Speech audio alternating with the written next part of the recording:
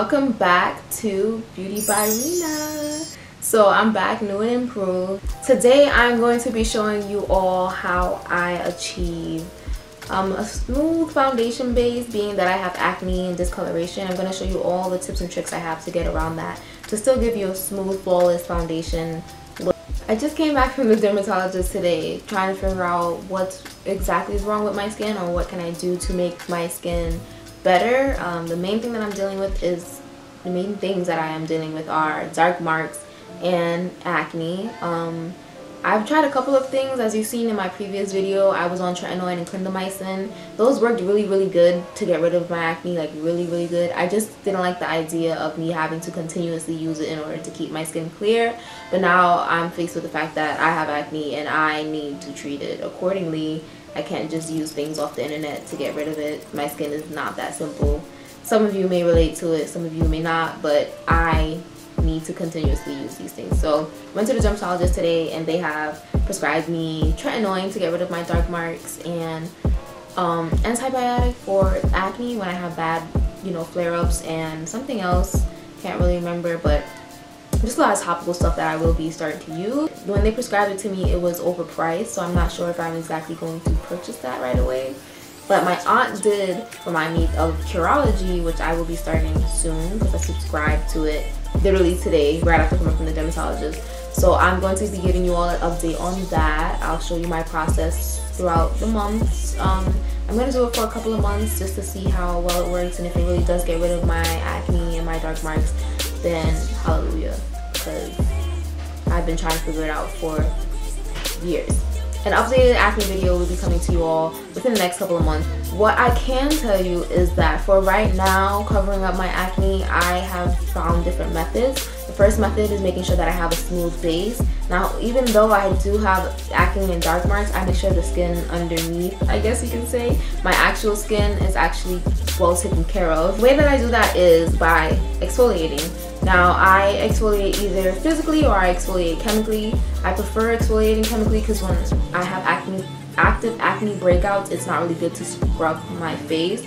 So I do chemical exfoliating more often. So chemical exfoliators that I use that are my favorites are the number 7 one, number 7 resurfacing skin paste. Chemical exfoliants really get rid of that texture in your skin because it goes underneath the first layer of skin to get rid of all the impurities and etc. I also use the Real Chemistry 3-minute peel. This one is more so like a peel instead of like an exfoliant.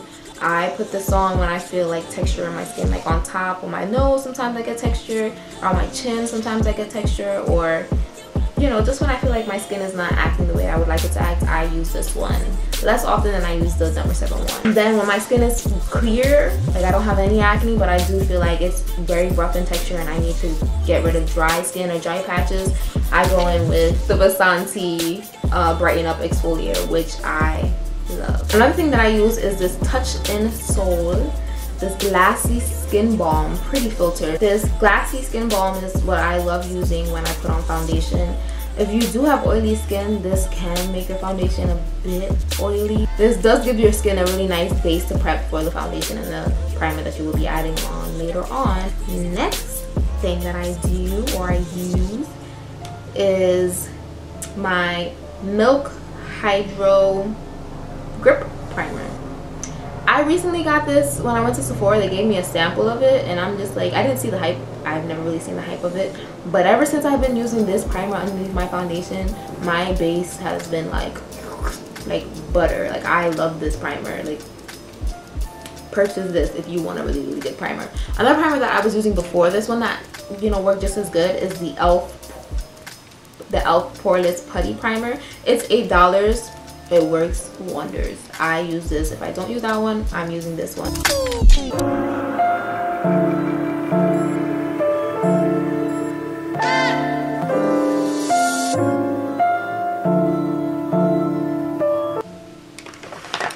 Okay, so I just realized, bear with me, I'm trying to figure out my camera.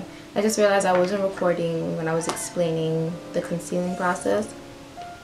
So one of my favorite concealers that I do use for concealing any hyperpigmentation that I have is the MAC Studio Finish Concealer with SPF 35. I use this because it gives you a very smooth base. When you apply it on top of anything, like I use it underneath my eyebrows, when you apply it, it doesn't give you like a liquidy kind of creamy consistency.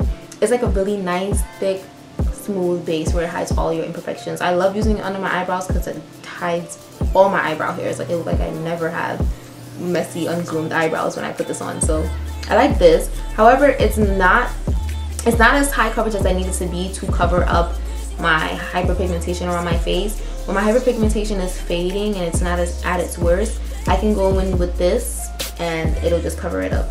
And it does have a little peachy undertone, which is why I feel like it does work really good for hiding any imperfections. So anyone that is looking for a good concealer who doesn't have any like crazy hyperpigmentation, like dark hyperpigmentation, this one is really good. What I do use on the regular to hide my imperfections or my hyperpigmentation is the Anastasia Beverly Hills Cream Contour Kit. This I got in years ago, that's why it looks so crusty. I got it from TJ Maxx for like maybe $10, maybe $20. I'm not too sure, but the only color that I really use in it now, because I used to use it in the past, all of them, but the only color I really use now is this one, because it's really creamy and it's high in coverage. So I like to put it on top of my hyperpigmentation. Sorry if you see me looking to the right, I'm just trying to focus myself. But yeah, another product that I heard is really good is the Dragon Beauty Orange Corrector. Dragon Fire Skin Perfecting Potion. I've used this. It's just not as dark as I would, it's just not as high coverage as I would like it to be. My dark spots, like, I don't know, they're weird. Once I blend out orange concealer, the concealer is pretty much gone. So this one does work pretty good. I just gotta figure out how to work around it. For now, I stick with this one, and I just finished putting it all over my face. I'm trying to show you how I put it on the side of my face. I take a flat brush and I just take the concealer and I press it in. I don't wipe it. I press it in over all of anywhere that I have any dark marks. I just press. I don't wipe, because when you wipe, you take away the coverage. When I finish putting my orange concealer everywhere that it needs to go, I like to set it, because sometimes when you put your foundation on top of it, it likes to move. So this is my favorite setting powder, and I recently just got put onto it, but it is so good for any skin tone. It really just blurs so good. So I'm gonna take this Candid Photo Ready Revlon powder. I'm just gonna set my entire face. I'm gonna set the primer as well, just because I like more matte finish. So once I'm done setting my face does look a little bit ashy, but it's fine because you're gonna cover it up with foundation. For me, I like to go on with a full coverage foundation. All the foundations I use are pretty much full coverage, but they do give you a natural finish. One of my favorite foundations for giving you that porcelain, flawless, like amazingly beat face look is the Fenty foundation. And I know everybody's like, it's like beating a dead horse. Everybody's talking about the Fenty foundation, but it is that amazing. Like when I'm going out to an event, that is the foundation I'm using. But on a regular day, I use something a little less like wow. For today, I'm gonna go in with the Estee Lauder Double Wear Stay in Place makeup. And I like this one because it's like, it does give you that flawless look, but it is more natural.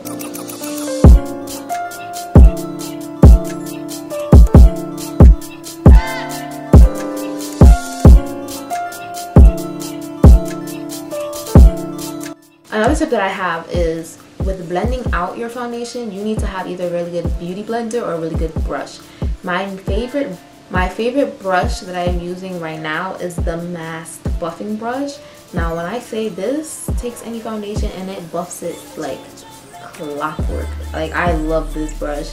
I don't know if it's like the dome shape that gets me or like how compacted it is, but it's like, I don't know, I just love it. So when I would say any buffing brush is really good for blending in your foundation to give you that flawless look. So this is the one that I use, and I just like to go in circular motions to blend it in.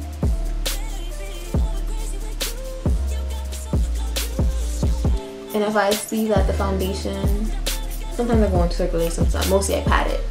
But if I see that the foundation is not covering up the orange, I just go in with more foundation.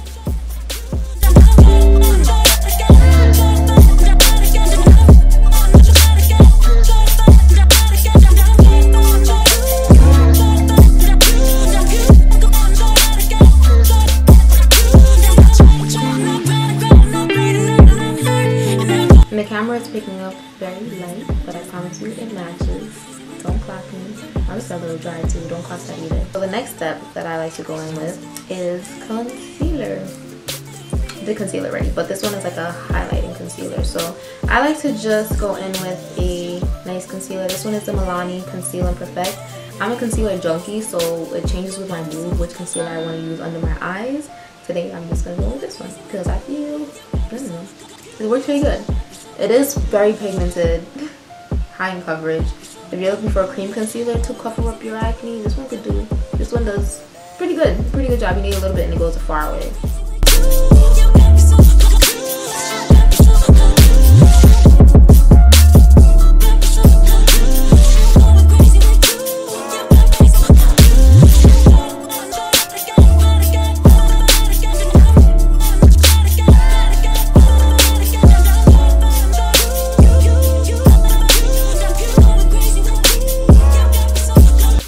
Also get a smooth base, you need a really good setting powder.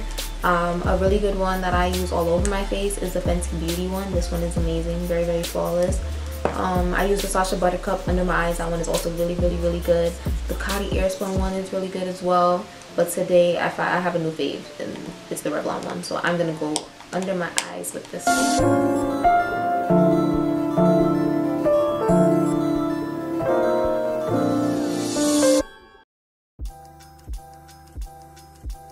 After I go in under my eyes with my setting powder, I like to dust it off and set the rest of my face with my Fenty powder.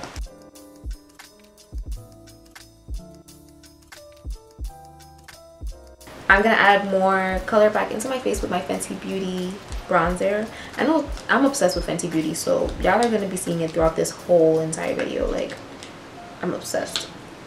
And I go in with this brush. Yes, it's dirty, it's dusty. I only used it once. I refuse to wash it after every use.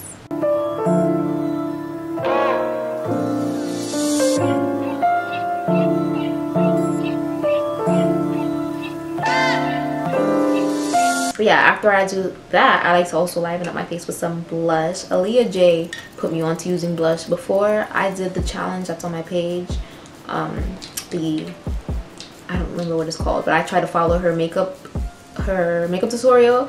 And I did blush. I was like, I'm doing blush every day after that. I used to just do bronzer and highlight. Nope. I'm going in with this blush. And this is by CYO. It's called Tell It Straight. It is so beautiful. It's orangey. It's like a peachy color with like gold flecks. I love it. It kind of acts as a highlighter as well because it doesn't really show up on my skin tone, but I like it to add color. I go in with a setting spray. The one that I'm currently using is the Make It Last by Milani. I normally use the Morphe setting spray because that is my favorite. I love that one.